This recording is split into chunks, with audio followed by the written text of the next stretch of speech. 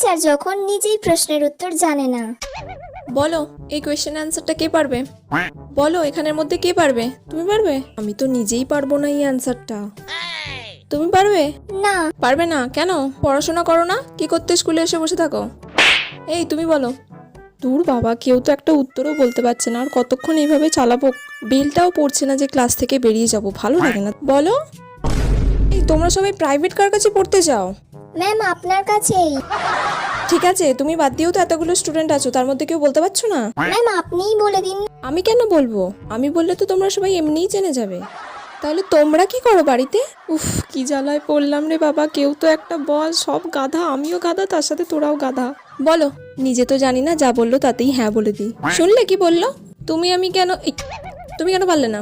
শুনে নাও ভালো করে, কালকে যেন কোয়েশ্চেনটা ধরলে তুমি পারো, ঠিক আছে? উফ বাবা, এতক্ষণে ঘন্টা পড়লো, তাড়াতাড়ি পালাই।